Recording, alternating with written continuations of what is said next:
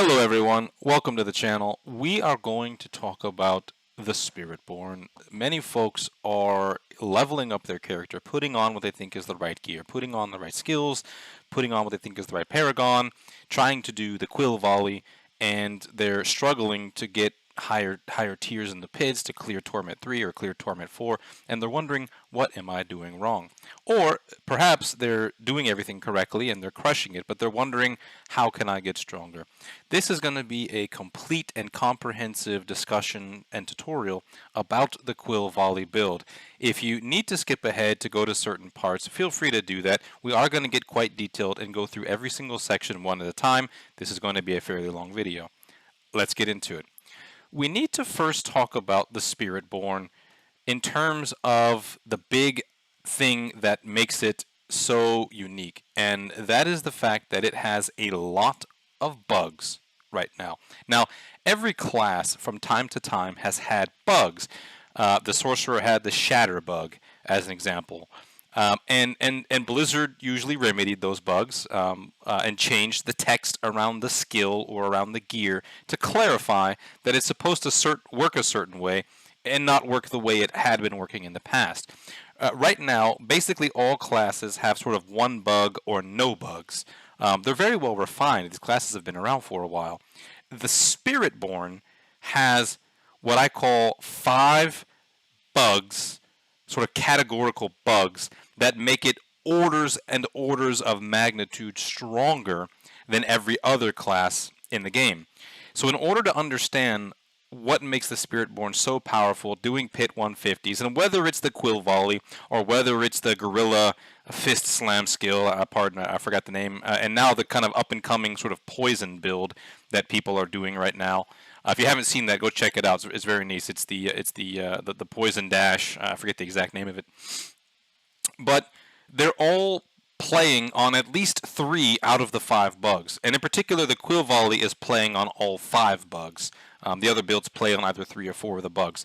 So to make your character absurdly powerful, the first thing you need to understand before you understand anything else, what are these bugs? How do they work?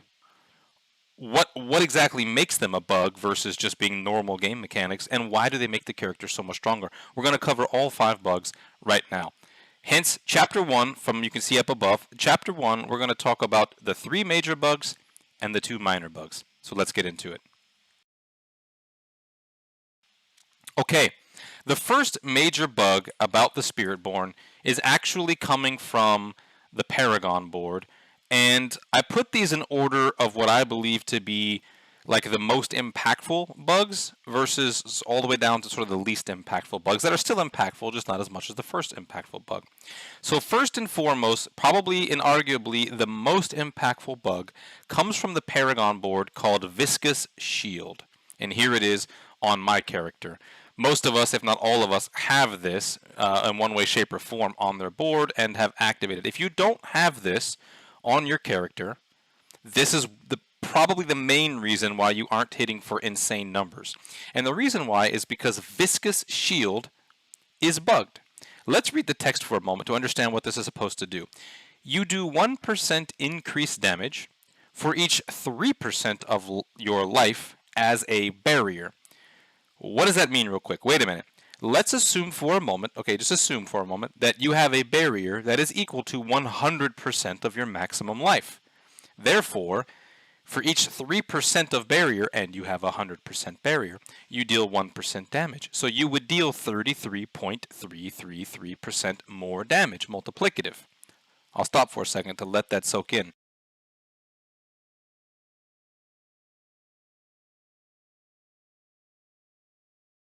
If your barrier is 100% of your life, you would deal 33.33333% more damage. Likewise, if your barrier was, say, 30% of your life, you would deal 10% more damage. I hope that makes sense. So this at first seems like it's pretty strong, but then you realize most legendary glyphs on most damaged legendary glyphs on most Paragon boards for most classes increase damage on the order of 20 or 30 or 40%, cold or burning or poison or whatever, right? So this is not exceptional when just reading the text. But then you have to realize the way that the bug works here, it does not compare your barrier amount to your maximum life amount. It compares your barrier amount to your base life amount. What does that mean?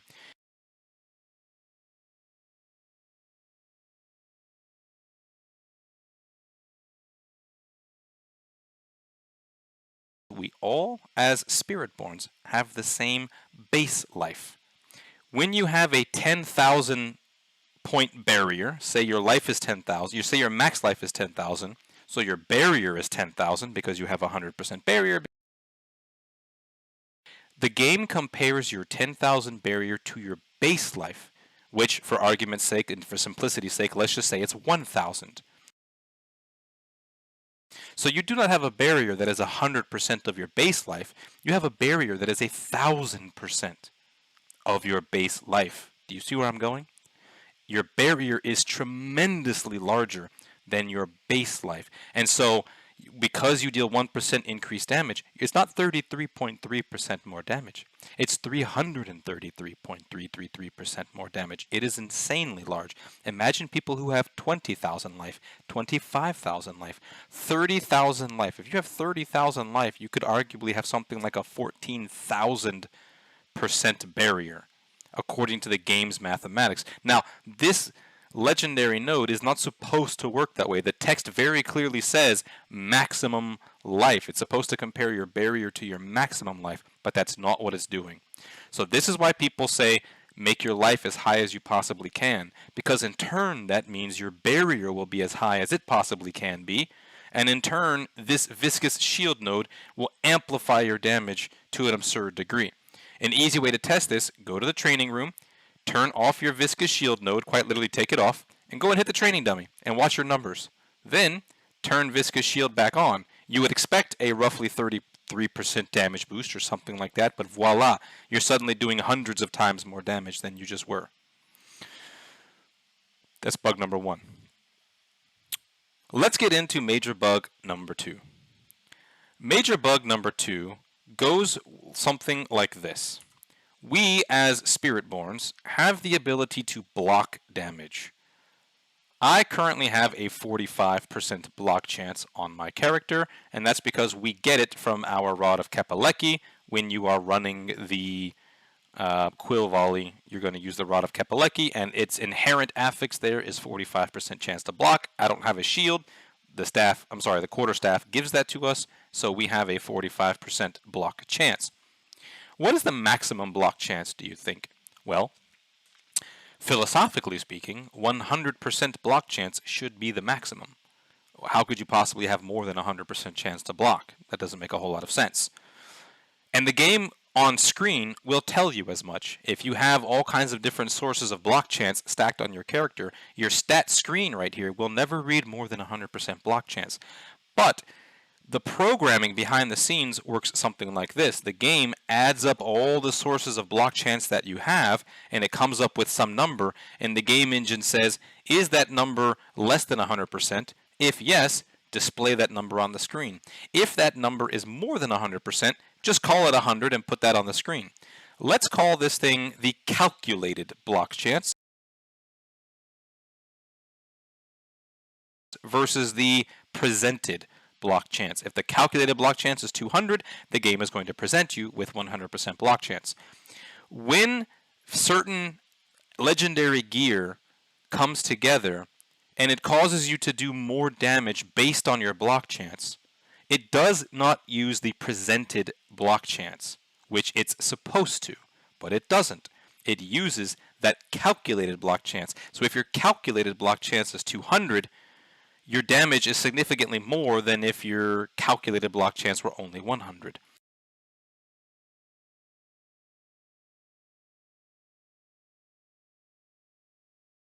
So how is that working precisely? It's 2 pieces of gear, okay? It's 2 pieces of gear. The first piece of gear is the ever-famous interdiction. What does interdiction do? Interdiction gives you a greater block chance based on the number of resolve stacks you have. So it's very easy to see if I have 20 or 30 resolve stacks and I'm getting 11% per, I'm getting 330% block chance just from this interdiction thing, right? That is the calculated block chance. Well, plus the 45 from the staff, so I'm getting close to 400% block chance calculated. But the game only presents me with a 100% chance. Okay, but that 400% calculated block chance is still there in the background. Then you combine that with redirected force. Redirected force says that my critical strike damage is going to be increased based on my block chance. Do you think that that block chance that it's basing this on is the displayed or presented block chance? No, it's the calculated block chance.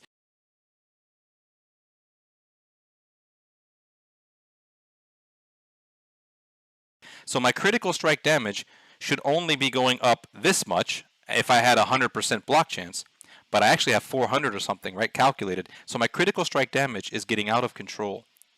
I know, by the way, I know you're seeing odd colors on my masterwork here and here. We'll come back to that. That's another one of the bugs we're going to get into later. It's called the masterworking bug, and we'll get there. So major bug number 2 is that your block chance, according to this thing called redirected force, it does not use your presented block chance in its mathematics. It uses the calculated block chance, which is much, much, much higher, generally speaking, to do this. So your critical strike damage goes out of control really fast. It would make no sense to use redirected force and not use interdiction. It would make no sense to use interdiction and not use redirected force. These things are two peas of the same pod. So use them both or don't use them. There's some alternatives, but you want the most damage, you got to use these two things together. So that's major bug number 3. I'm sorry, that's major bug number 2. Excuse me. Major bug number 3, now let's get into it. Major bug number 3 is in fact the resolve stacks themselves. So we've just talked about the fact that I can get really high block and then therefore really high crit damage based on how many resolve stacks I have. Now the game, when you look at your tempering recipes, one of the defensive tempers, which can go on a couple of pieces of gear, they get us up to 2 maximum resolve stacks, right? We all have 8 maximum resolve stacks base. When you have the Gorilla secondary Spirit Hull, it gets you up to 10 because it gives you 2 more. So we all have sort of 10 maximum resolve stacks. But you can increase the number of resolve stacks you have, the maximum resolve stacks you have, by tempering this particular thing onto your gear. So now I have 12. If I put it on my chest, now I have 14. If I put it on my amulet, now I have 16, so on and so forth. And of course, you can masterwork those. And when something has a rank of 2 points, to its skill, and you completely masterwork it and triple crit it, that should go up to 6. But something really weird is going on. Someone discovered that as you masterwork gear, in particular when you masterwork your resolve stacks, it doesn't go up by the normal amount. It goes up by an incredibly large amount. You can see on my amulet here, I have 18 maximum resolve stacks. That is not the mathematics for masterworking something with 2 points into it. So that's a bug. Something is bugged about the way that masterwork and resolve stacks works. So we can get really high numbers of resolve stacks on our gear. So on our amulets, on our pants. Right now my character has Shaco, but if I go look at my helmet over here, I have another 12 on here. So 12 plus 18 is 30, plus another 12 is 42, plus I already had 10 before I started this. So I have 52 stacks of resolve. 52. Now when I take my 11% block chance per resolve stack, that gets me right around 600% chance to block, calculated, plus the 45 on the staff, so I'm at 645% chance to block. Now I'm increasing that to get me more critical strike damage, and it just goes bananas. So the bug with the resolve stacks is a major bug. All you have to do is temper resolve stacks on your gear, and then get to town masterworking that bad boy. And try to triple crit masterwork if you have the material for it, and you'll get really high. Some viewers are already pointing out the fact that, well, this looks like it's triple crit, but it's kind of not, but it's 12, and this looks like it's not masterworked at all. Where's the colors? There's no colors on this amulet. And this appears to have multiple triple crits and some double crits. And so what's going on here, right? That's going to be minor bug number 1. We're going to get to that in just a second. We've covered the 3 major bugs.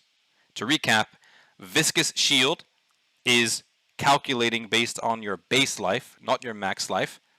The the interdiction pants are giving you a calculated block chance that is extremely high, or at least it can give you a calculated block chance that's extremely high, and then the redirected force is using that calculated number rather than just the 100% presented number. And number 3, you can masterwork resolve stacks to an ungodly high number. That shouldn't be the case, but it is, and it's working every time. Those are the 3 major bugs that the Spiritborn are using right now to basically make any build do a ton of damage. Notice those 3 things do not require Quill Volley. They don't require sort of anything other than Viscous Shield, Resolve stacks, and the Interdiction Redirected Force combination. So you can make things like the Fist Palms, the Gorilla Fist Smash, that will work. The Quill Volley works. I mean, basically any skill can benefit from this because these damage multipliers are holistic to your character, which is why you can pretty much take anything that the Spiritborn has and go and crush T4 if you know how to properly use these bugs. Any build, to your heart's content. It may not do Pit 150, but pretty much the Spiritborn can do Torment 4 with any build you can possibly come up with as long as you're using those 3 bugs. Now, let's get into the minor bugs. Minor bugs. There are sort of 2 minor bugs that are going on right now, and it seems to be doing quite a bit of extra damage on top of all of this. Minor bug number 1 is that, in particular, when you're using the Banished Lord's Amulet on your character, let me put that on for a moment. When you're using the Banished Lord version, something to notice, it says after you spend 275 of your primary resource, your next core skill is guaranteed to overpower and crit. So a lot of people think that that means they need to have 275 vigor on their character. Backing up for a second, and we're going to talk about the Quill Volley and the Orange Quill in a little bit later, but I just want to point out that there is a minor bug where, so Rod of Kepaleki drains all of your mana if you're full mana. So if you had 275 vigor, it would drain all of your vigor. Therefore, it would drain 275 vigor, and that means it would proc the Banished Lords, which means that attack would be, the next attack, your next attack would be a guaranteed overpower and crit strike. However, you don't need to have 275 vigor. You only need to have 240 vigor, and here's why. The Rod of Kepaleki turns your Quill Volley into a basic skill that costs no vigor. So you'd think the cost is 0. But the game forgets that that's the case. It will drain, if you had 240 vigor, it would drain your 240 vigor, and it would give you credit for the 35 original vigor cost of Quill Volley. Quill Volley originally had a 35 vigor cost before the Rod of Kepaleki did anything. So you're going to take the 240 and the 35 original. Trust me, this works every time. You only need to have 240 vigor. And that's not, say, the world's biggest bug. Again, I called it a minor bug because you can now allocate things like Paragon points and gear affixes. You can redo them in such a way, and skill tree points, because there are skill tree points that gives us vigor. You can reuse those in ways that help make you stronger in other areas because you no longer need to dedicate those points or those tempers or those affixes or stats onto more and more and more and more vigor. You can just get away with 240 and call it a day. Okay, last and final bug I'm going to talk about, and then we'll get into the build itself. The final bug I want to talk about, and this perhaps could be a major bug. I have noticed a tremendous damage spike when doing it. But because we don't know exactly how it works, we don't even know entirely if what I'm about to say is completely true. It definitely seems that way. So we're going to call it a minor bug for now. It's the convergence node. So the convergence node says, right, you deal bonus damage equal to 20% of your 2 highest bonuses to damage types combined up to 30%. So let's think about that for a second. If I had 100% extra damage to poison and 200% extra damage to lightning, and those are my 2 biggest ones, right? Everything else was small, like 40 or 50 or something, right? So it's going to take the 200 of the lightning and the 100 of the poison. It's going to combine it together, my 2 highest. It's going to call that 300. And it's going to say that I deal bonus damage equal to 20% of that. 20% of 300 is 60. But 60% exceeds the cap. It says up to 30% total. So I wouldn't be able to benefit from all that. Basically, I'm just going to do 30% more damage. All I got to do is put a little bit on there.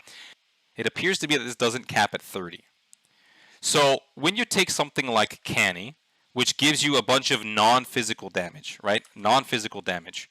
And we look at my character, and we see that I have fire is 340, lightning is 673, cold is 340, 340, 340, right? So I have all this extra sort of elemental damage, if you will, right? We've tested this many times over, and when you turn convergence off and you go hit the training dummy versus when you turn it on and you go hit the training dummy or hit monsters, your damage boost is significantly more than 30%. But this only works, let me repeat this, this only works if you're stacking non-physical damage, if you're stacking all of those elemental damages. So if you're gonna do it, you need to be using you need to be using Canny. Use Canny and get it up high. I put it in the highest one I could possibly get, 200% non-physical damage plus the multiplier. Trust me, guys, go check this out. By the way, I'll tell you guys right now on my video, I do not believe this particular bug is published anywhere else in the world right now. Jeffro is probably the very first person to ever announce this in the game. So, credit where credit's due. Okay, so we've talked about the bugs. To make your character as powerful as possible, you need to understand these bugs, you need to make sure you're using these bugs, and then you need to just simply do the build and use the skills that you need to do the build. But you won't be doing those billions and trillions of damage if you're not making use of the bugs. Okay, let's get into topic number 3. Why Quill Volley? If we talked about these bugs and that these bugs will work with basically any build because they're just generic damage multipliers, right? Nothing here is specific to Quill Volley. So why Quill Volley? I'm glad you asked. Let's look at something really quick about Quill Volley. What makes Quill Volley such an interesting skill? Quill Volley does something. Quill Volley hurls 5 feathers out that pierce through the enemies. So those 5 feathers will hit some initial target, and then they'll move on to the next target and hit those targets too. And it'll just continue to hit targets because it pierces. So it's doing quite a bit of damage as it hits all the mobs kind of collectively, right? And also, it hits 5 times. Each feather counts as one, so it's a 5-hit skill. I swing once, I get 5 hits out of it. And let's not forget the fact that Quill Volley hurls out 3 additional feathers that deal 10% increased damage to each enemy per hit. So now I'm sending out 8 feathers. That's hitting 8 times. So the hits, the number of hits are pretty important. Not the ultimate game changer, but the number of hits here are pretty important. And let's talk about why the hits themselves are so important is your Jaguar Spirit Hole. Let's read the Jaguar primary Spirit Hole for a moment. Oh, by the way, here's those extra 2 resolve stacks. Oh, by the way, when you have at least 5 resolve stacks, you're unstoppable, which is all the time. So you are permanently unstoppable as a Spiritborn. That's also incredibly crazy strong. So the main Jaguar Spirit Hole, very interesting. Every 15th time you deal direct damage to an enemy with a Jaguar skill, you unleash an additional strike, dealing 15% of all the damage you have dealt to them in the last half a second. Wait a minute, guys. We cast Quill Volley one time. We hurl out 8 feathers that potentially each hit 2 targets if I have a big mob in front of me. That's 16 direct damage times that I've done. So every time I cast Quill Volley, I'm doing multiple times damage to these enemies around me. And it's every 15th time. It doesn't say every 15th time you cast a skill. It doesn't say every 15th time a skill hits an enemy. No. The way they wrote it and the way it works, every 15th time you deal direct damage. One cast of Quill Volley deals 8 to 16 to 24 direct damage hits because of all the feathers flying everywhere. Oh, and they're piercing as well and hitting the enemies behind them. So you are constantly proccing your Jaguar Spirit Hole. You see, when you see those crazy big quadrillion and quintillion numbers, that is not a simple swipe. It is this proc. It is the 15% value of all the damage you dealt in the last half a second. This is why Quill Volley is the most popular and the most powerful, because it constantly procs your Jaguar Spirit Hole way faster than realistically the other builds. Now, yes, it's true, if you have a bunch of enemies in your gorilla circle and you pound the ground, you're going to hit those enemies, but only the enemies within the circle. You see, Quill Volley flays out in a wide arc and goes quite far and pierces. More often than not, you are hitting way more enemies at any given moment with Quill Volley than you are with the Gorilla Fist. And the same for the poison and whatnot, right? Those things hit more local, whereas Quill Volley hits out in an array around them. So they're proccing the Jaguar Spirit Hull way more often. So that's the answer to why Quill Volley. So let's talk about the orange Quill Volley. What is the orange Quill Volley? Well, I think most people recognize that it's the Overpower Banished Lord's Quill Volley. How do you actually make the orange Quill Volley work? Because simply running out in the world and hitting everything with Quill Volley, look, if you stack these bugs that I just explained, and you go out into Torment 4, and you just simply cast some Quill Volleys, it doesn't matter if you're doing the orange Masterwork version or the regular just swipe everything and watch your critical strikes hit, you're going to crush Torment 4. But can you make the orange Quill Volley work, and why do we call it orange, and why is it going so high in the pits? Good, let's talk about that for a moment. And to do that, we are going to go to the handy-dandy training room. Orange comes from the color of the damage text. We all know that when you hit normally, it's a white text, and when you hit a vulnerable enemy, it's blue, and when you critically strike, it's yellow. And when you overpower, it's like a purple color. But what is orange? Orange is actually anytime a critical strike is also an overpower. Remember, overpower, you have a 3% chance at base for any attack to be an overpower. It's a normal attack, it's a vulnerable attack, it's a critical strike attack. Any attack can overpower at a 3% base rate according to the game engine. So when we go to overpower, we all have a base 3% overpower, but you can wear gear and stuff that modifies that, but base is 3%. So whenever an attack happens to be a critical strike and it also overpowers, it will be orange color in text. So the idea of the orange Quill, and remember, Banished Lords guarantees the attack to be an overpower. Here's the thing. Banished Lords guarantees that the attack will be overpower as long as you satisfy some requirement, and Kepaleki guarantees that it will be a critical strike as long as some criteria is met. If you balance these criteria correctly, you can guarantee that the attack is a critical strike and is an overpower, hence the orange color. So when I go to this training dummy, and let's do something really quick. Let's turn on all the damage numbers for a moment. Let's turn them all on. So we got vulnerable, overpower, crit, and normal, right? We're going to see a lot of different colors happening on the screen.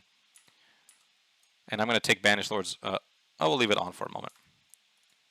So we can see there's a white numbers that represent normal damage, and the yellow numbers represent crit. The blue numbers represent a regular overpower, and the orange numbers represent critical strikes that overpowered. You see? And the orange numbers are clearly, there's whites and yellows, there's whites and yellows, whites and yellows, and then some blues, and every now and then we're going to see an orange pop up. There's the orange. Look how big the orange was. Look how big the orange was compared to everything else. Why? Well, because number one, it's a critical strike, and then on top of that, it's overpower, which of course makes it even stronger. And remember that the Banished Lords, your critical strikes that are also overpowers, deal another 60% more damage. This is just insane damage stacking. So you need your attacks to be critical strikes and overpowers as often as possible to do the most damage you can. The next question becomes, how often can I possibly get my attacks to be overpower and critical strike at the same time? And the answer is every single attack. Hence the term, the orange Quill Volley, because every single attack procs Banished Lords, and every single attack procs Rod of Kepaleki. How do we make that work? How? Now we're going to get into part number 5 of this video. Part number 5. You need to satisfy several requirements in order to make Rod of Kepaleki always proc, and you need to satisfy several requirements in order to make the Banished Lords always proc.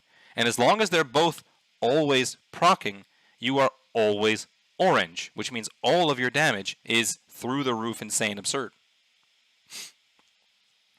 So let's talk about them one at a time. Let's talk first and foremost about making the Rod of Kepaleki always proc. right? We want the Rod of Kepaleki to always proc, and we're going to focus on this. Now, let's carefully read what Rod of Kepaleki says. Your core skills are now additionally basic skills and are free to cast, but they deal with 30% reduced damage based on their vigor cost. Okay? When you cast a skill at maximum vigor, your core skills will consume all of your vigor. They will cast at their largest size, and here's the key, guys. They will become guaranteed critical strikes. So if I'm full, watch this. We're going to go, we need a basic skill, and then we need to hit with a basic skill. All right, we're full vigor. There we go. And so now that I'm full vigor, when my next attack, I guarantee you it will be a critical strike. Because Rod of Kepaleki guarantees me that it will be a critical strike. There we go, the yellows, right? Guaranteed critical strike. And it drained all of my vigor. It drained all of my vigor just like it said it would. So the Rod is doing exactly what it describes. If I cast it at full, it will drain all my resource and be a guaranteed critical strike. Oh, and then by the way, it will amplify the critical strike damage based on how much vigor I spend, which is why the people want 3%. I spent 240, so it's going to amplify my critical strike damage by 3% for each point of vigor, so it's going to amplify it by 750%. So that's very helpful. You would think more vigor means more damage. It does, but not at the cost of having a lower life or other stats, right? Anyway, what was I saying? So okay, so we know how to guarantee a critical strike from Rod of Kepaleki. We just have to be full vigor. But here's the question: if I'm swinging and swinging and swinging and swinging and swinging and swinging, how do I get to the point where every single time, like, how is it possible that the Kepaleki can use up all my mana and then quickly refill all my mana just like that? How did that happen? How did I swing my sword, lose all, or my quarterstaff, lose all my vigor, and then instantly replenish my vigor? What in the world just happened? How did that happen? I'm going to tell you how that happened. This is where something like the ring... Well, first of all, I have chance to restore primary resource on my gloves, so I just happened to lucky hit on that case, but that's not what most people are doing. Most people are benefiting from the Ring of the Midnight Sun. The Ring of the Midnight Sun says when you critically strike, you regain 44% of the vigor you've spent in the last 2 seconds. Wait, what? So if I'm swiping like a madman, and I've spent lots and lots and lots of vigor swiping, it's going to replenish 44% of that when I critically strike. Now here's where things get a little bit challenging, but stay with me. We're going to take this concept, and we're going to apply things like additional resource generation, which I have on my ring here, and of course we have resource generation on the Shroud of False Death. And there's a particular target, and it depends on how much your Ring of the Midnight Sun is. I have 44% Ring of the Midnight Sun. I have a bunch of vigor regeneration stats here. We also have vigor regeneration in our skill tree, which you're going to have to bear with me for a second. I forget exactly where it is. I believe it's right here. Here. Casting a core skill increases all vigor generation, so we get vigorous. I only have 2 points, but you might have more. And we're also going to combine the fact that we use Ravager, because what Ravager does is says while Ravager is active, your vigor generation is increased by 30%. So basically we're stacking additional vigor generation bonuses on top of the Midnight Sun Ring. And there's a specific calculator, and I can get to it in another video. There's a specific calculator that tells you exactly what you need, but all you really need to do, put on the Ring of the Midnight Sun, stack vigor generation anywhere you can, in your skill tree, in your gear, on your rings. And by the way, we have it in our Paragon board as well. We have additional vigor generation. I believe it's right here. Resource generation. We have additional resource generation right here on the sapping board. We actually have 3, and then the yellow gives us more. So we have all this absurd resource generation stacking on top of the Midnight Sun Ring. And what will happen is while Ravager is active, you'll notice the way the rod works is when I swipe at full, it's guaranteed critical strike. And anytime I critically strike, I replenish my vigor because of Midnight Sun. The rod makes me crit. The ring restores mana because I crit. It's a match made in heaven. It's peanut butter and jelly. Okay? So you'll look at my vigor. My vigor, you can't see it from here, but my vigor is constantly replenishing. What's happening is that it's emptying and refilling very, very, very, very fast. Very, very, very, very fast. So what that means is I'm very, very frequently proccing the Banished Lords, as you can see by how much orange text I have on the screen. Now you'll notice something. In fact, let me hide these numbers. I know what you're thinking, but Jeffro, it's supposed to all be orange. I see a lot of whites and blues and yellows in there. I just want to show you that I'm doing it quite well. Much of my attacks are overpowers, but not all of them. I am doing some damage that's not. And the reason why is I have not met the 240 vigor threshold. Pay very close attention to this stat right here. When I swipe, it now says 266. I only spent 266 vigor on that attack because it drained my full vigor, right? Well, it drained the 231, remember, plus the 35 of the Quill Volley base, so 266. So it says, yeah, you just attacked and you spent 266. What that means is my next attack will not proc the Banished Lords. I need to do 270. So how do I do 275 on every attack so that I always proc the Banished Lord? I need to have 240 vigor. Well, I'm just going to drink a quick elixir of resourcefulness, which gives me 25% maximum resource. Oh, I've got plenty of resource now. Now, every single attack will be... okay, so bear with me for a second. We're going to turn on... we're going to show... Oh, gameplay. We're going to show you the vulnerable damage. And we're going to see how frequently... It looks like every single attack... Looks like every single attack is proccing the orange numbers. You with me? Good. But Jeffro, wait a minute. That's not trillions or hundreds of billions of damage. What the heck's going on? There's something that I want you guys to know about the damage here. The real damage done by this build is not the swipe of the Quill Volley. It is the feathers. It is this thing right here. Let me tell you guys. The thing that does the crazy damage are actually the additional 3 feathers that hurl out. It's this piece right here. This is where the insane damage comes from. And these things, they can benefit in their calculations from critical strikes and overpower to make them very strong. But they will always display as normal damage values. It's very similar to like a damage over time, like a burning or a poison. They will tick as normal damage numbers. So if you really want to see, you show the overpower numbers just to ensure that you have a very high frequency, if not a 100% frequency, of the crit overpower working mechanism. And once you're comfortable, you've balanced your vigor and your generation correctly, then you can switch actually to your normal numbers to see the much, much bigger numbers.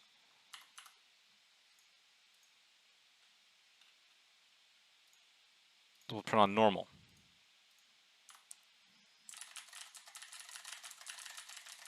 Now you see the much bigger number, right? It's significantly larger because it's those additional little feathers, right? And by the way, it's also the Jaguar Hull. It's also this thing, right? It's also the 15% of all the damage you've dealt in the last half a second. That can benefit from all the crits and overpowers before it, right? That helped build it up to be a big number. But it itself will be represented as a normal damage number. Okay, so we've covered 5-1, which is vigor management. You need 240 vigor. You need a pretty good Ring of the Midnight Sun. I would recommend 44 plus, not under. You're not going to have enough. You're going to struggle to have enough. If you're wearing Shroud, that's super helpful because of the resource generation on the Shroud. It's not required. You can still make it work without it. I think what you need, if you have like a 45% Midnight Sun, is you need like 35% on your generation. There's a calculator we can get to a little bit later. But I have, you have a temper on your ring, which will give you some resource generation. You have 2-3 spots on your Paragon board, under your sapping board, right here, that gives you resource generation. You need to get all of those. I don't have one because I have a Greater Affix Shroud, so I kind of don't need quite as much from my Paragon board. But I do have these 3. And you also, on your skill tree, you need to make sure that you have vigorous, as many points as needed. You get 10% more generation. And by the way, you must be actively using Ravager. It will not work if you're not actively using Ravager. I should have pointed this out earlier. If I just sit here and swipe this thing,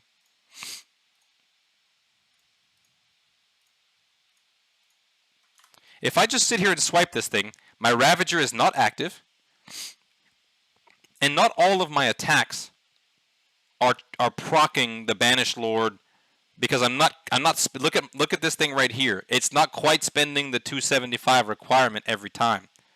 My Midnight Sun Ring plus all my vigor generation is almost enough, but not quite enough. And you can see that because sometimes when my vigor drains and refills, it does not refill to 100%. Sometimes it does, but sometimes it doesn't. And so yes, some of my numbers are the orange, but not all of them. Now watch what happens when I activate the Ravager right here, right, to get me another 30% multiplicative vigor generation. I'm going to activate it in 3, 2, 1, activate. And you see the difference. As soon as Ravager wears off, I'm back to doing bullshit damage again. So basically, if I'm not using Ravager, half my attacks are procced, are orange, and half are not. So I'm literally dealing half as much damage as I should be dealing when Ravager is not active. You want to deal max damage? Keep your Ravager active. It's almost ready. Ravager's ready. Hit it again. You see that? That's how you play it. Keep your Ravager active. It's almost ready. Hit it again. Easy peasy, lemon squeezy. All right, that's 5.1, Vigor Management. Let's move on to 5.2. 5.2 is Life. This is very, very simple. We spent some time talking about Viscous Shield and how your barrier is compared to your base life instead of your max life. So in short, make your life as high as you possibly can, because that will make your barrier as high as you possibly can. You need to have the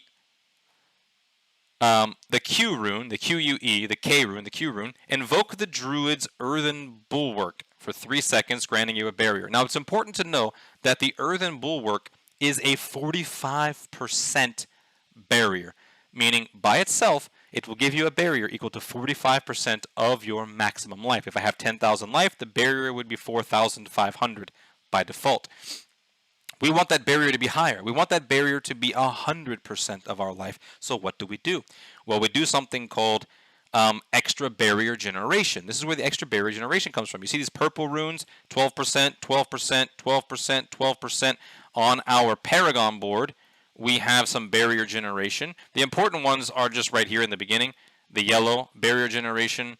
I don't have enough dexterity to activate it, but I don't need it. I'm already at 100%. And so how do you know if you're there? Oh, and by the way, you can actually roll barrier generation on your pants, as I have here. You can roll barrier generation on your boots. You can roll them on boots. I don't have them on you. I have 120%. You need 124% to be completely maxed. And so probably, in all honesty, I probably should go back and put a Paragon point into that one, because I'm actually not quite there all the way. You need 124% barrier bonus to make the Earthen Bulwark 45% base barrier become 100% barrier. It's a lot of math. Let's talk about it for a second.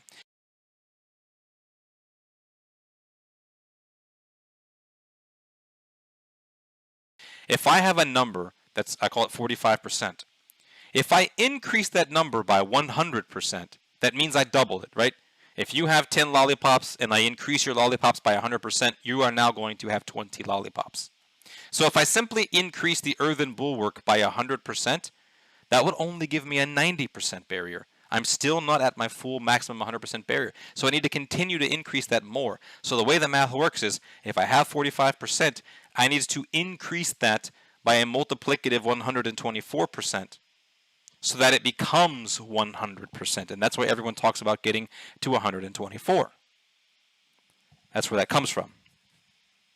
So you need to get to 124% barrier, and then do things to max out your life, like have maximum life on your gloves. GA would be better. Have max life on your pants. GA would be better.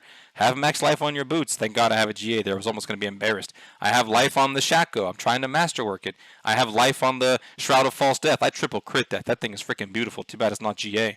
I have max life on the ring. It should be GA. So I have a lot of improvements on my gear where I don't have GA to life. Here, so most of my gear is not GA to life. So I'm sitting at 15,000 life.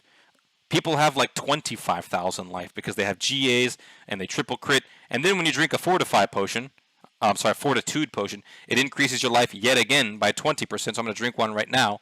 Now I have 18,000 life. And people have 30,000 life. The amount of damage you get by increasing your life is absolutely absurd, and this must be your second priority. You must get your vigor and your resource generation figured out first. Get those orange quill numbers hitting. If you're not hitting, if your Banished Lord isn't proccing 275 every time, you either don't have Ravager up or you don't have enough resource gen. So get some more resource gen into your build. And then go for life. Life is the biggest bump of damage. Not critical strike, not more vigor, not cooldown reduction, not overpower damage, none of that stuff, guys. The biggest boost to damage is getting your life up so that you get your barrier up. Okay? Alright. That's 5.2. Life, aka barrier. The gear and aspects. So, we talked a little bit about interdiction and redirected force. You need these in a pair, right? But for those of you who are running the Banished Lord build, in fact, let me set myself up the way most of you will be running this thing, which is something like this. Something like this. So you're going to have the interdiction and the redirected force as a pair. You need that, okay? You do want to have a Shroud of False Death because it's a damage boost. If you don't have Shroud of False Death, you can use a Tyrael's Might. And if you don't have a Tyrael's Might, you're not out of luck. You can use... Aspect of Might says you get 20% damage reduction when you cast a basic skill. Quill Volley is a basic skill, so we're always going to have this damage reduction. If you think about a Tyrael's Might, non-GA, gives you roughly 20% damage reduction. Tyrael's Might also has quite a bit of resistances. So if you get a legendary armor, and you put some resistances on it, and you put some other stuff on it, and you put this legendary aspect on it, you have like a pseudo Tyrael's Might. No, it is not as good as Tyrael's Might, but it's a step in the right direction. It's a good defensive chess piece. You can put it on until you find your Tyrael's or until you get your Dusk Shroud, your Shroud of False Death. Okay.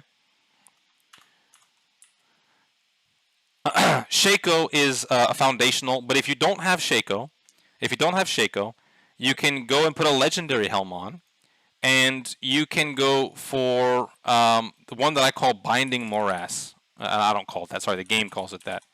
So Binding Morass is really nice. There we go. Aspect of Binding Morass. Phew.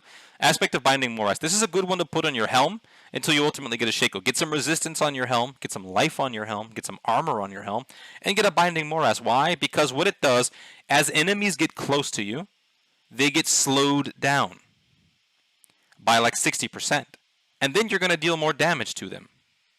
So it helps as being sort of a pseudo offensive and defensive aspect at the same time. Enemies that are slowed down as they try to get close to you, they're going to have a harder time hitting you, and you're going to deal more damage to them because they're slowed down. It's a great aspect. It really is.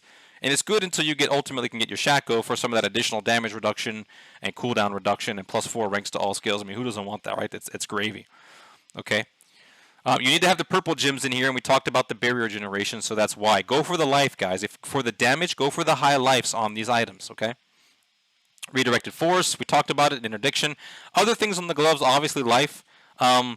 Since we're using the Midnight Sun Ring, ignore the fact that I have lucky hit chance to restore resources. Ignore that for a moment. You want things like crit damage, attack speed, maximum life. Those are the big ones, okay? Faster attacks of Quill... Excuse me. Faster attacks of Quill Volley equals more damage. Critical strike damage equals more damage.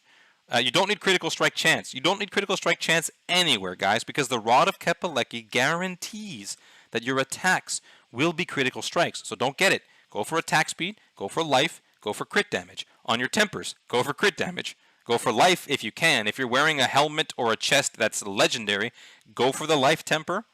Also get barrier generation temper. Remember, you got to hit that 124% barrier generation. Here I've gone for vortex size. You don't have to, but I like it. You could go for barrier generation or something else. I like vortex size because now, like when I do my vortex, like half the screen, comes to my character. It's pretty fun. Here you want your traditional basics. You want some life, some armor. You can go for all resistances on the pants. You can. If you don't have a Tyrael's Might and you otherwise don't have a good way to balance all your resistances out, you can put resistances on the pants. That's great. You do want some resolve stacks on the pants. You definitely want resolve stacks on your pants. And you want the barrier generation is one of the best slots to put it. the resolve stacks, right?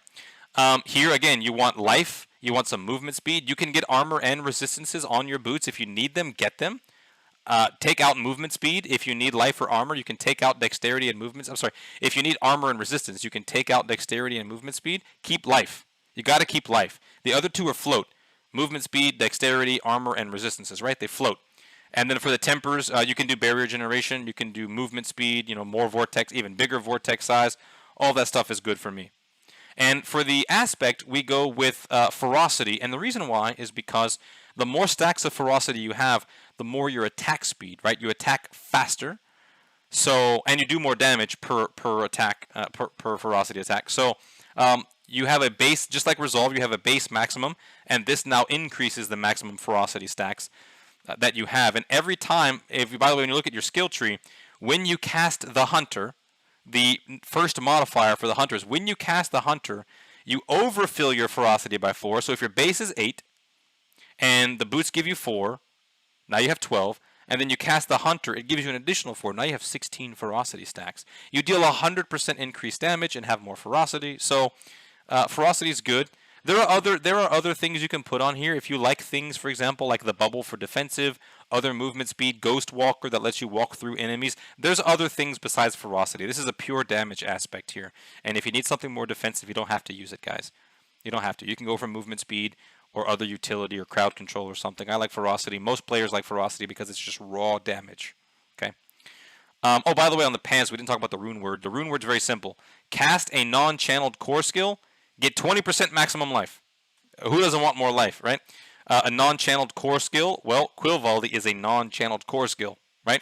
So all I got to do is swing this bad boy 8 times, and then for 6 seconds I get 20% more life. That means I permanently have this, especially if I have a really fast attack speed, then I really permanently have this, right?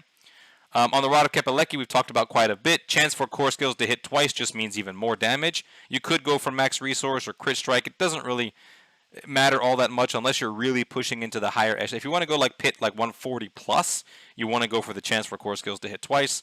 But anything will get you a pit 120, 130, 110, no problem. And for the rune word here, I've gone with the Pak Q. You definitely want to try to go with the Pak Q. Spend 300% of your maximum resource. Get the barrier. What does that mean, 300%? Well, remember, every single attack, according to Kepelecki, every attack drains 100% of my mana and then refills it. So it means if I attack 3 times, I will have drained 300% of my mana. 3 attacks, guys, and we proc a barrier for 3 seconds. You think you can attack 3 times in 3 seconds? You bet your ass you can. So you have a permanent barrier. Assuming your vigor and all that is balanced out, right? Of course, we have the Banished Lords. Don't really need to say a whole lot here. Maximum life is what you want because life is king, because barrier is king, because Visca's shield is broken. Don't really care about core skills or overpower or attack speed. Don't really care about any of that. We care about life. And then, of course, the affix, too. The 60% is big. The 60% is definitely better than 40%, like noticeably better. So go for the highest one you can.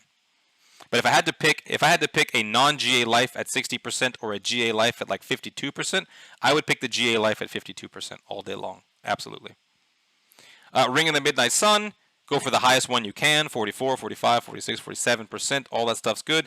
When you masterwork it, this is not masterworked. Critical strike damage will give you more overall damage than anything else. The cooldown reduction can be helpful if you find yourself wanting to Jaguar or Vortex more often, and you're not able to do it as often as you like. You could go for cooldown reduction. It's really not a big problem there. Don't go for Dexterity or Mirage. That's not very helpful for us. And then on the ring, right now I have Moonrise. This is kind of a float. In lower tier content, say, less than 140, Moonrise is probably the most helpful. It gives you significantly more attack speed, which helps you proc everything in your build. And it gives you 100% more damage with a basic skill, which Quill Volley is a basic skill. So overall, very nice, more attack speed, more raw damage. For things under like 135, you're already sort of clearing it pretty easily without too much problem. And you don't really need a sort of a more powerful affix than this. And when you're trying to run stuff like Kurast Undercity or the Hordes or regular Nightmare Dungeons, this is better because you're just going through the content much more quickly because you also get the movement speed on the Moonrise, right? So this is really good for like global content clearing. Specifically, when you get into the really high pits, 140, 142, 144, etc., right? When you get into those higher tier pits, you probably will want to change this out because you're not necessarily trying to fly through that as quickly as possible. You're trying to actually kill everything. And so the Mystic Circle is what you would want to replace with that. Mystic Circle, and particularly its Plains Power, aspect of Plains Power. Up to 25% chance on a lucky hit to form a Mystic Circle around your character. You're going to deal more damage for every ferocity stack you have, and we just talked about ferocity a moment ago, so you're going to deal even more damage, multiplicative, more damage. When you have, you also take 10% less damage when you're in your Mystic Circle. And if you're going to go the Mystic Circle build, guys, if you're going to go the Mystic Circle, there is a ritual glyph. Where is it? Right here, ritual. You'd want to use the ritual glyph because that will make your Mystic Circle even stronger. Sorry, my PowerPoint cut it out there. Your ritual glyph. You'll want to use ritual so it'll give you even more power on your Mystic Circle if you're going to go that route. And what you would take out, if you're going to go the Mystic Circle route, the thing you would take out is Talon. You will take out Talon to put in ritual. Okay? So we talked about gear and aspects. Probably the one thing we didn't cover is the tempers. Again, attack speed, life. I've got some lucky hit on here. Resource generation, Mystic Circle potency. I'm not using Mystic Circle right now, but I really don't have anything else that I need on it. So whenever I do switch this over, it's helpful to have Mystic Circle potency on there. For gems, just really pay attention to your armor and your armor and your resistances, right? So my resistance, I don't know what happened to my. I have my other gems on here. Let's put these back on here. Sort of help get my resistances up, right, and my armor up. Good. Now, what did I switch out? I switched out these two, and why? That's a bit more complicated to explain. The concept is still the same, right? I'm very often, if not permanently, crit overpower, doing tons of damage, really high attack speed, really high life. Technically speaking, the Banished Lords and the Ring of the Midnight Sun arguably are not the best in slot. If you're trying to go absolute all-out raw damage, there are slightly better options than that. Chicken and egg, perhaps, right? But we'll make that another video. I don't really want to talk too much about why I'm going Ring of Starless and Rapid Choker. When you see people doing Pit Tier 150, just know there are lots of people doing Pit Tier 150 with a Banished Lords and a Ring of the Midnight Sun. Lots of people are doing that. You do not need to do the switch out that I have done here in order to do a Pit Tier 150. Okay, not required. Personal preference of play. We'll make another video about that later. So we're going to talk about the Paragon. I'm not going to spend too much time on the skill tree because there's lots of builds out there that do it. I'll just show the tree real quick, and you're welcome to pause the video and look at it.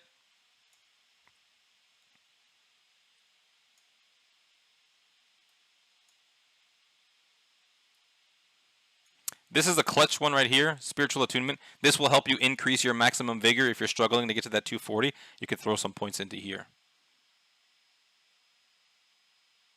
Okay, Paragon board, okay? Obviously, we only get 5 boards, and basically the 5 required Paragon boards don't change. Okay, you can change the glyphs around a little bit and things like that, and you can change the order of the boards. People change the order of the board, and that's really just kind of a preference thing if you ask me, because of the way that it looks or something. But the required boards are obviously the starting board. You must have, in no particular order, you must have Sapping. You must have Viscous Shield. You must have Convergence, primarily because these two are bugged, and this thing is one of the only ways you can really get your vigor management to work properly. Without Sapping, it's very difficult to make your vigor management work with the Kapalegi Banished Lords. And your final board here is going to be Revealing, because quite honestly, Revealing is the only other board out of our collection that does a noticeable damage boost. If you were to pick some other 5th board, you just won't do as much damage. Maybe you have more resistance or more armor or more movement speed or something, but you just won't have as much raw damage. It's just a straight up 30% increased damage to crowd-controlled enemies, right? Plus you have a chance to knock them down when they're vulnerable. And Quill Volley always makes things vulnerable if you read through it. So those are the boards, okay? And let's talk about the... And by the way, when you're walking these boards, okay, when you have enough Paragon, you really need to be getting every blue and every yellow on every board, with the exception of Viscous Shield. If you don't need this additional barrier generation over here, you can skip that. But notice I have all the blues, and all the yellows everywhere. Now that assumes you have enough points to do that. If you don't have enough points to do that, then let me back up for a second and let's talk about prioritization. How do you prioritize where the points go when you don't have enough to fill up everything? Great question. Let's talk about that. We talked earlier, like, none of this build will work if you don't have the vigor management figured out. That is why sapping board is number 2. You have the starter board and you have sapping as number 2. Because sapping helps you get the vigor management settled between having additional maximum resource nodes, between having resource generation nodes, having some more maximum resource nodes up here, right? Resource, and resource generation. It's full of it. So, and even the legendary node itself helps you get some more vigor and does increase damage. So sapping is basically the board you use to help you with your vigor management. So you want to prioritize this very quickly. You want to enter the board and immediately get that node and immediately get some of these yellows and blues. Snake your way over to the glyph, immediately get the max resource. And those are sort of the prioritizations, right? There is some attack speed here, not priority. There's some armor and resistance here, maybe not priority. As you leave the board, as you exit the board, there are some maximum life and resistance to all elements nodes. Grab those. Life is king. Also, make sure you're grabbing life on your starter board. You don't need. Oh, here's some max life over here, right? All these max life stuff. You need to get all this stuff, guys. The max life is very important. Get all of that stuff. Grab your glyph and get on out. You don't have to fill it up like I've done here. Just grab your glyph and get out. And you want to put, one of the main, depending on what you have, but you're really between Fulminate, Canny, Talon, Spirit, and Colossal. Colossal is the only one that really cannot go here because it needs strength. But the others that need dexterity or intelligence, they're really good to put here. So just put whatever you want. I happen to put Fulminate. And over here I happen to put Canny. And I've activated them. You want to come on over to Viscous Shield. Viscous Shield is number 2 because, as we talked about, Viscous Shield is the number 1 damage multiplier in the entire game because of the way the bug works with the barrier.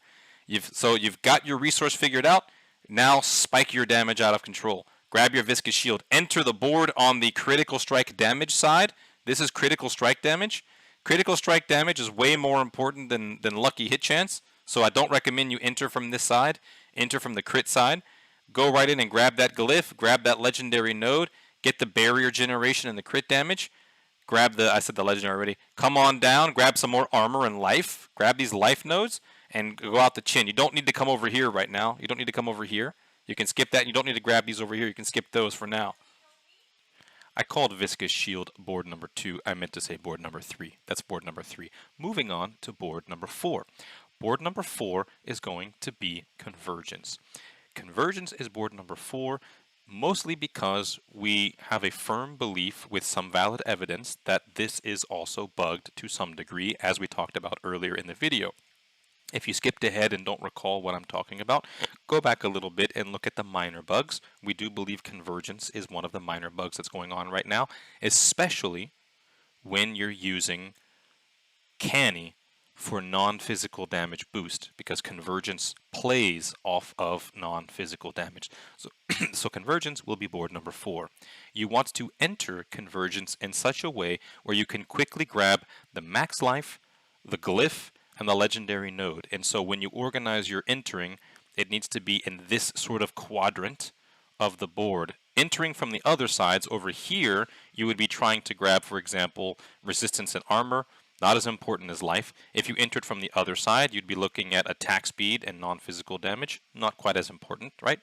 So we're looking to enter in where the quadrant of the glyph, the legendary node, and the max life are all here. You would want to, if you don't have a lot of Paragon points, you'd want to enter, you'd want to immediately grab the glyph, you'd want to snake in the other way and then come over here and grab the legendary node, and then exit the board. Don't worry about any of this bottom half right now. This bottom half you can ignore. And when I say exit, I mean technically you would come down and you would grab this, and then you would probably go the other way and exit out. Later, when you have more points, you can break that chain and exit out through the bottom, grabbing the blues and yellows. And you can venture on down here into Fairy Tale Land and grab resistances, armor, attack speed, non-physical damage. These are all benefits you can get when you have more points. But we're going to worry about this upper diagonal half over here. And then we're going to work our way right out, and we're going to go into board number 5. Board number 5 is the final one, is Revealing. Revealing seems to be functioning exactly as described. It does not seem to be bugged, but it is a 30% damage increase to crowd-controlled enemies, which is nice because we do crowd control quite a bit with things like Vortex and stuns. We also have a chance to knock down vulnerable enemies. All the enemies we fight are vulnerable because Quill Volley makes enemies vulnerable. Go back and read the skill if you want to know what I'm talking about. So we're going to go ahead and grab Revealing, and you're going to enter this board away from the legendary glyph. The legendary node, and the reason why you're doing that is because the glyph here is far more important than the legendary node. The legendary node is important, but the glyph is more important. So enter the board, quickly grab the glyph, and then go diagonally across the board to the legendary node. Getting some of these extra blues over here in yellows is extra icing on the cake. It'll give you some more armor, some chance to dodge. That's always nice. In the middle here is some attack speed, which is nice. And really nice up here is maximum life. You've got some maximum life nodes here as you approach that legendary node. Make sure you grab those lives all the way through, okay? Very important. Now, let's talk a little bit about the glyphs themselves. By the way, in this one I have Colossal, and in this one I have Spirit. And I don't know if I said it as much. In this one I have Talon, in this one I have Canny, and in this one I have Fulminate. So, talking real quick about the glyphs themselves, okay? Spirit is a boost to critical strike damage. It's a pure and simple boost to critical strike damage and an extra damage to elites. Who doesn't want that? So this is a requirement for pretty much all, Spiritborn builds. When we get into Fulminate and Canny, one of the core values of Fulminate and Canny is that they give you elemental damage. Canny gives you all elements, right, non-physical, and Fulminate in particular gives you lightning, which Quill Volley is lightning, right? And then on top of that, you get things like it increases lightning damage as to injured and healthy enemies, and then the legendary bonus is just more lightning damage. So this is like spiral your lightning out of control with Fulminate, which is very helpful. Canny gives you all the non-physical, and it also multiplies your non-physical even further, right? Both of these two things combined, the idea of Canny and Fulminate, not only do they increase lightning damage holistically, which Quill is lightning, but they also play into the convergence aspect, where convergence is increasing your damage by some factor of your non-physical damage, and the lightning helps, it counts, right? So those count.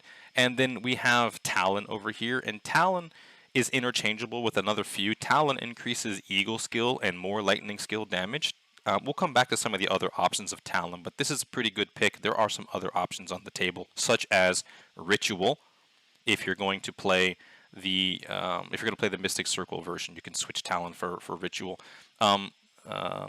Hubris is another option on the table because it increases damage to vulnerable and it increases magic nodes. And over here you have critical strike damage, which are magic nodes, and so it'll really give you a bump to critical strike damage.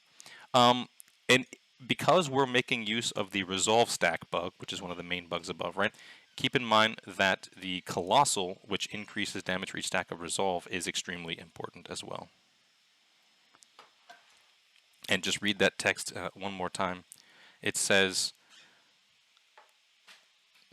you deal 2% increased damage for each stack of Resolve. We just saw a moment ago, I can get up to about 50-52 stacks of Resolve right now because of my gear. Some people get higher, some people get 60 or 70. I think the maximum is close to 70 if I'm not mistaken, when perfectly masterworking all your gear. So that's a multiplier of over 100% to 140% more damage. Multiplicative, right? This is its own bucket of multiplication.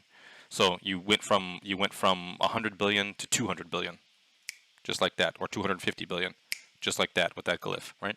So very important to have Colossal. Now, Colossal is strategically placed in the last board, or at least it's strategically placed in the Revealing board.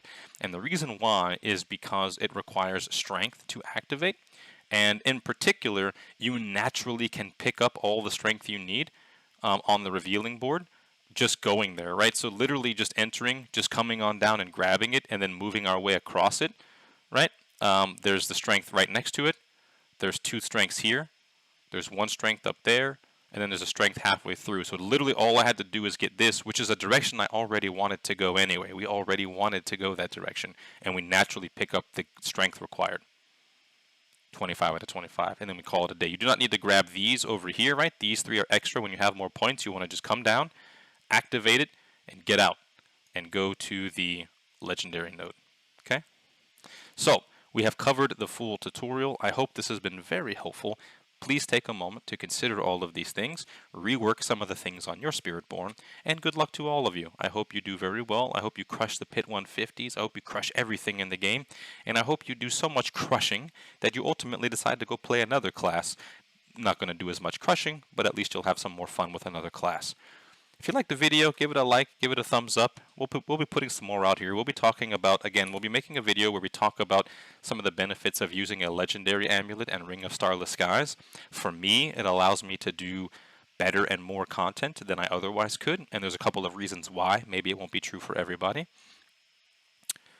Till next time, adios everyone. Jeffro out.